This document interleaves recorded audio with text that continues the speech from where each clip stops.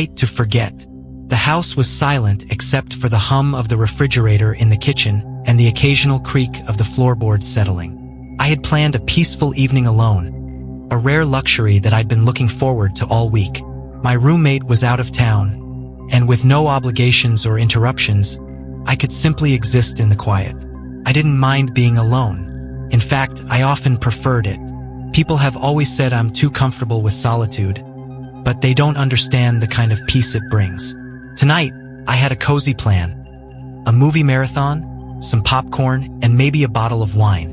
Outside, the wind was picking up, rattling the windows. I glanced at the clock on the microwave. 9:47 p.m. It was late for a storm, but not unusual for this time of year.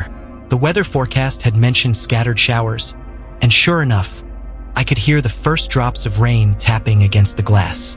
I just started my second movie when the first strange thing happened. The TV flickered, a brief static-filled interruption that cut through the scene.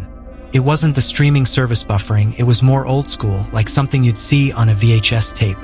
For a second, the screen went completely black, reflecting my dimly lit living room back at me. And then it came back. I chalked it up to the weather, shrugging as I adjusted the blanket draped over my legs. The storm outside was growing louder, the rain pounding against the windows. But the flickering happened again. This time it lasted longer, and as the static crackled, I thought I saw something. A shadow moving across the screen, quick and fleeting. "Get a grip," I muttered, shaking my head. "It's just interference." I paused the movie to grab another drink, heading into the kitchen. That's when I noticed the lights in the hallway flickering. Started slowly, like a dimmer switch being turned up and down. But soon, the bulbs were flashing wildly, casting erratic shadows on the walls. I froze, my hand still on the fridge door. The power didn't go out, though. The lights in the kitchen stayed steady, and the TV continued playing in the living room. Only the hallway was affected. "Great," I muttered. "Just what I need." I grabbed a flashlight from the junk drawer, deciding to check the circuit breaker. I wasn't exactly an electrician, but I figured it couldn't hurt to look. The breaker box was in the basement, which I wasn't thrilled about. Our house was old, and the basement was more of a damp, creepy cellar. But the sooner I got it over with, the better. I grabbed my phone for extra light and headed toward the basement door. The wooden stairs groaned under my weight as I descended, the flashlight beam bouncing off the stone walls. The air was colder down there, carrying that earthy, damp smell I hated. The circuit breaker was at the far end of the basement, near the furnace. As I approached, I heard something, a faint rustling sound, like fabric brushing against the walls. I stopped in my tracks, straining to listen. "Hello," I called out, my voice shaky. The sound stopped. I shone the flashlight around, illuminating the cluttered space. There was nothing there, just boxes, old furniture, and a pile of firewood in the corner. I tried to shake off the unease as I opened the breaker box. All the switches were where they should be. No tripped breakers, no blown fuses. "What the hell?" I muttered. As I closed the box, the rustling sound returned. It was louder this time, coming from behind me. I spun around, the flashlight shaking in my hand. The beam caught something moving in the shadows. A figure, low to the ground, crawling toward me. I screamed, dropping the flashlight. It hit the concrete with a loud clatter, the light rolling and casting eerie shapes on the walls. I scrambled to pick it up, my breath coming in short, panic gasps. When I finally managed to steady the beam, the figure was gone. I didn't stick around to investigate. Bolting up the stairs, I slammed the basement door behind me and locked it. My hands were trembling as I leaned against the door, trying to calm down. It was just my imagination, I told myself. Maybe a rat or a stray cat had gotten in somehow. But deep down, I didn't believe that. The storm outside was raging now, the wind howling and rain hammering against the windows. I decided to call it a night and retreat to my bedroom. As I climbed the stairs, the flickering lights followed me, like something was toying with me. Once I was in my room, I locked the door and shoved a chair under the handle for good measure. My phone was at 38% battery, enough to last the night, I hoped. I climbed into bed, pulling the covers up to my chin. The house was eerily quiet now, the only sound the occasional rumble of thunder in the distance. And then I heard it, a soft tapping sound coming from the window. First, I thought it was just the rain, but as I listened, the tapping grew more deliberate. It was rhythmic, purposeful, like someone was knocking on the glass. My stomach dropped as I turned toward the window. The curtains were drawn, but I could see the faint outline of a figure standing on the other side. It wasn't possible. My room was on the second floor. I grabbed my phone, fumbling with the flashlight as I inched toward the window. My hands were shaking so badly that I almost dropped it. "Who's there?" I whispered, my voice barely audible. The tapping stopped. I yanked the curtains aside, my heart pounding. There was nothing there. I backed away from the window, my mind racing. My phone buzzed in my hand, startling me. A notification popped up, a message from an unknown number. "Let me in." I stared at the screen, my breath hitching. Another message came through, the text warped and glitching. "I'm already inside." The bedroom door rattled violently, the chair scraping across the floor as if being pushed from the other side. I screamed, clutching the phone like a lifeline. The door burst open, and the last thing I saw before the world went black was the shadowy figure lunging toward me. When I woke up, it was morning. The house was still, the storm long gone. But something was different. Scratched into the bedroom wall were the words, "See you tonight, the visitor." I've always enjoyed the quiet of being alone at home. It's rare to have the entire place to myself without distractions or noise. Tonight was one of those rare occasions. My roommate had gone out of town for the weekend, leaving me in our little house at the edge of the woods. It was the perfect opportunity to unwind. I'd made myself a cup of tea, grabbed a blanket, and settled on the couch to binge-watch a new series. Outside, the wind howled, rattling the shutters and rustling the skeletal branches of the trees. The occasional groan of the old wooden house was normal, nothing unusual. At least that's what I thought at first. The first oddity happened while I was brushing my teeth before bed. A faint tapping sound interrupted the steady hum of my electric toothbrush. It wasn't loud, just a soft, rhythmic noise that seemed to come from the walls. I paused, listening. Tap, tap, tap. It sounded like it was coming from the hallway. I turned off the toothbrush and leaned closer to the bathroom door. "Probably just the wind," I muttered, shaking my head. This old house always made strange noises when the wind picked up. I finished brushing, clicked off the bathroom light, and padded down the hallway to my bedroom. But as I opened the door, the tapping started again. Louder this time. I froze in the doorway, my hand still on the knob. The sound was unmistakable now. Tap, tap, tap, coming from somewhere near the front of the house. I grabbed my phone, flicking on the flashlight as I crept toward the living room. The beam of light cut through the darkness, illuminating the familiar shapes of furniture and shadows on the walls. The tapping stopped. My heart thudded in my chest as I scanned the room. Everything looked normal, the couch, the coffee table, the blanket I'd left crumpled on the armrest. I even checked the windows to see if a branch was hitting the glass, but they were clear. Convincing myself it was nothing, I turned off the light and went back to my room. But the uneasy feeling lingered. I crawled into bed, locking the door behind me for good measure. I propped my phone on the nightstand and scrolled aimlessly through social media, the glow of the screen casting a faint light in the dark room.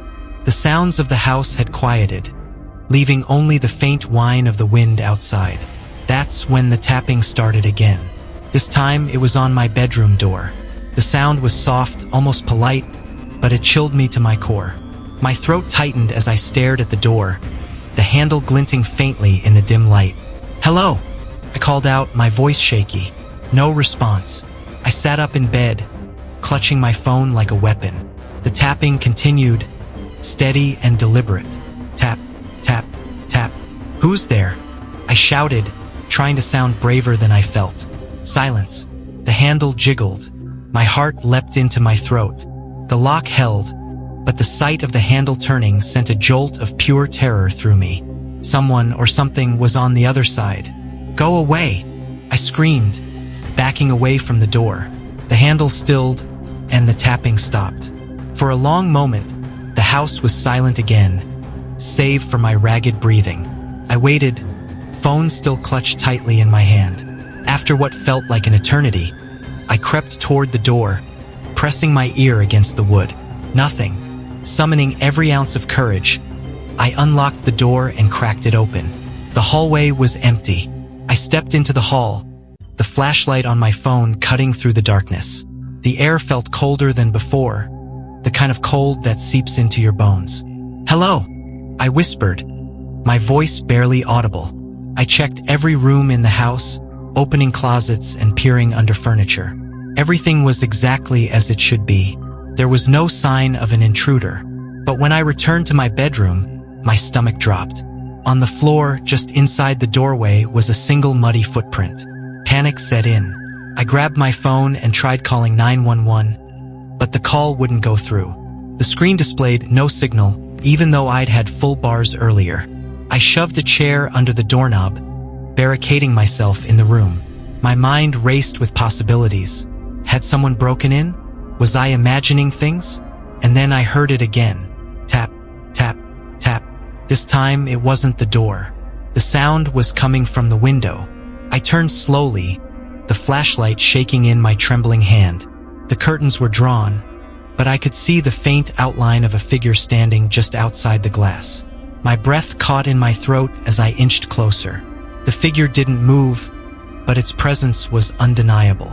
Summoning every ounce of courage, I yanked the curtain aside. The window was empty. Nothing but darkness greeted me, the bare branches of the trees swaying in the wind.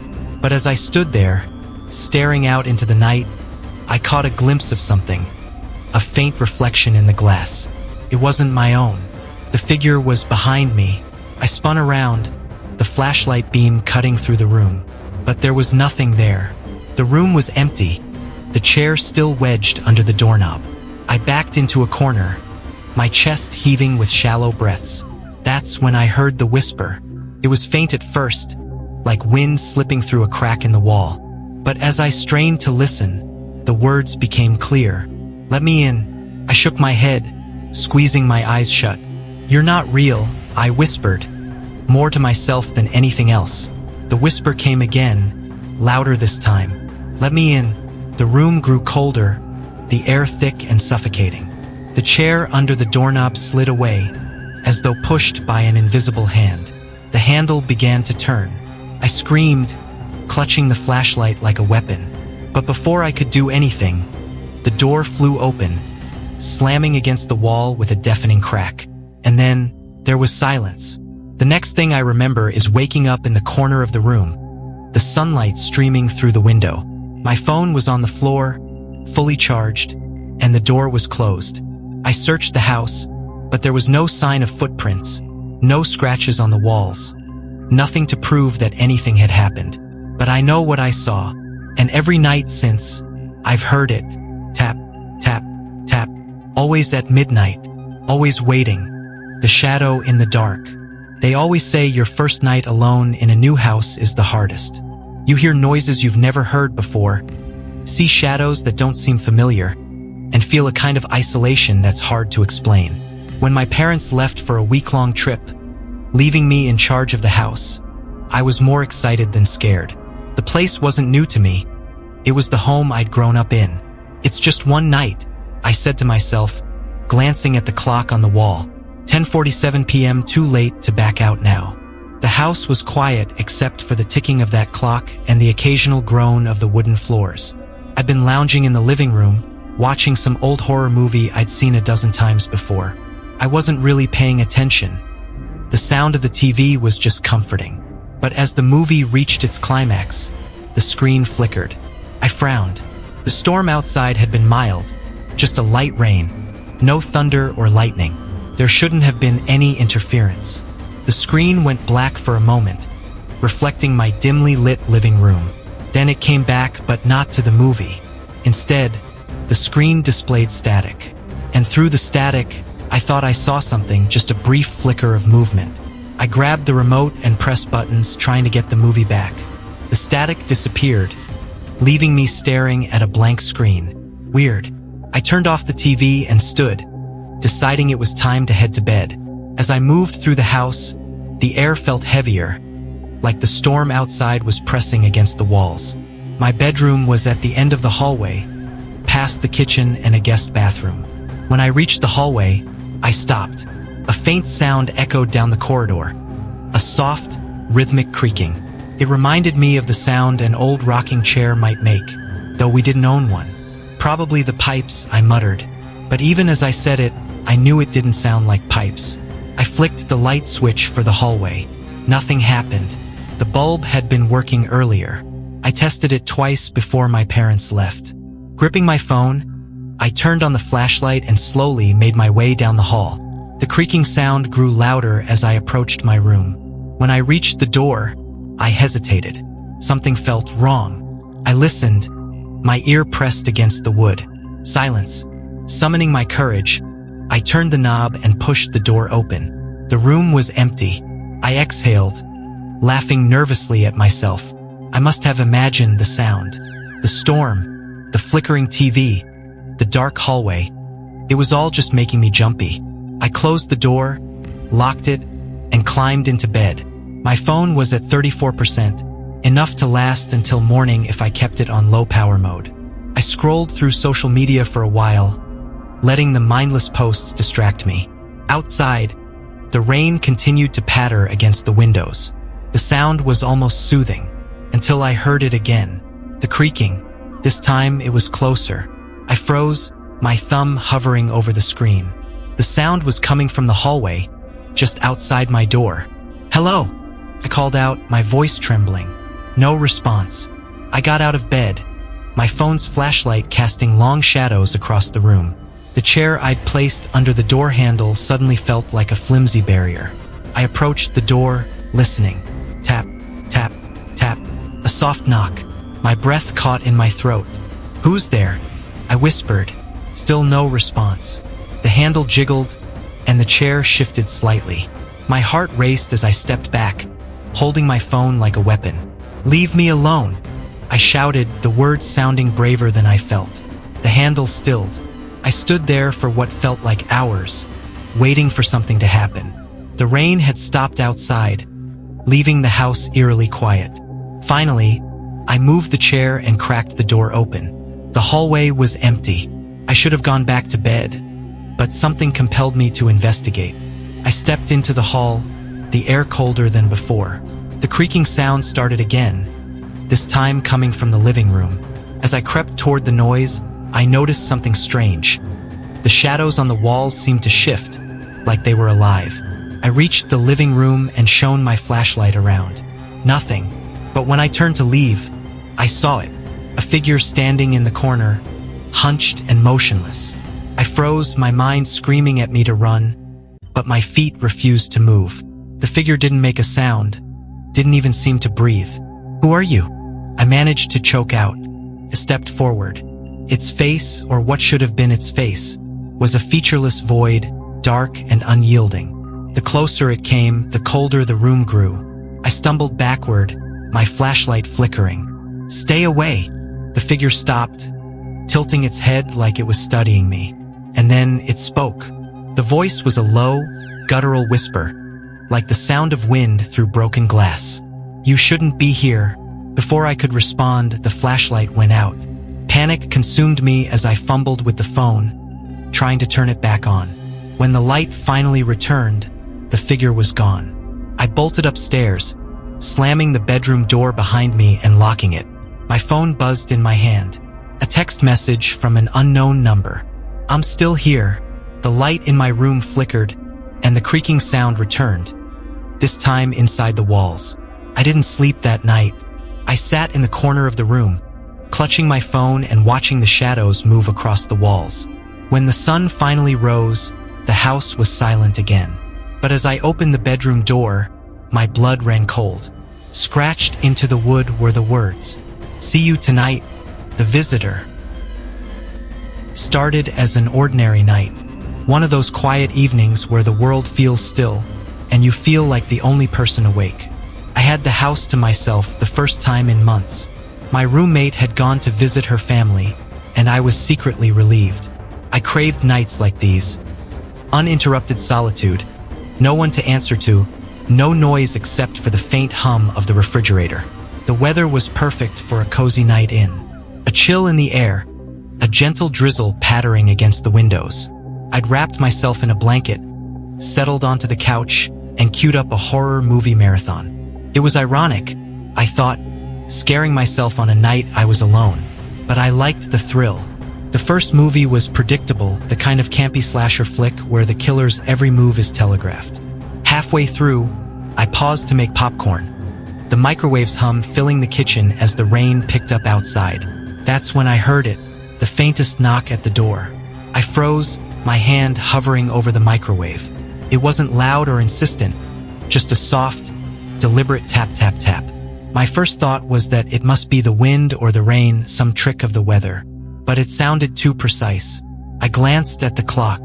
10:13 p.m., too late for a casual visitor. My stomach twisted as I moved toward the door. Every creak of the floorboards amplified in the silence. The porch light was on, casting a pale glow through the peephole. I peered out. Nothing. I stood there for a moment, heart pounding, waiting to see if it would happen again. When nothing did, I shook my head and laughed nervously. Get a grip, I muttered to myself. I returned to the couch, trying to ignore the unease settling in my chest. The second movie started, but I couldn't focus. My eyes kept darting toward the window. The rain was heavier now, streaking the glass in long, uneven lines. Shadows from the streetlights danced across the room. Another sound broke the monotony. A faint click, like a door latch being tested. I paused the movie, my pulse quickening. It sounded like it came from the back door. Grabbing my phone, I turned on the flashlight and made my way to the kitchen. The back door was locked, just as I'd left it. I checked it twice to be sure, jiggling the handle. Secure.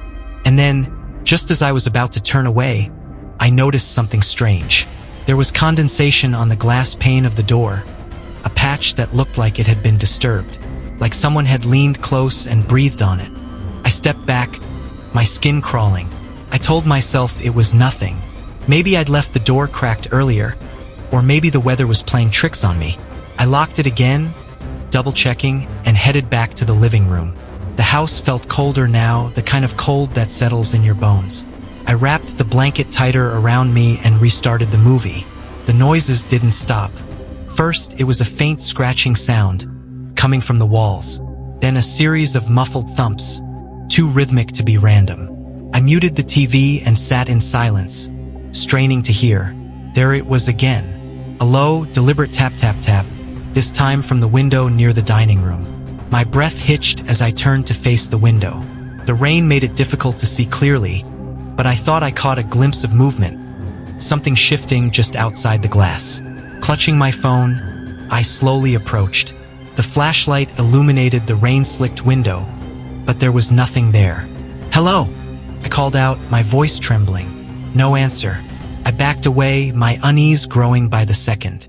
Something was wrong. I decided to check the entire house just to be sure.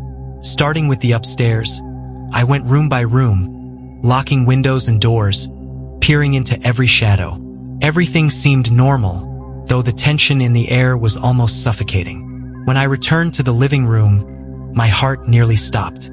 The front door was open, not wide open, but cracked just enough for the wind to catch it, making it creak on its hinges. I was sure I'd locked it earlier. Positive. I approached cautiously, holding my phone out like a weapon.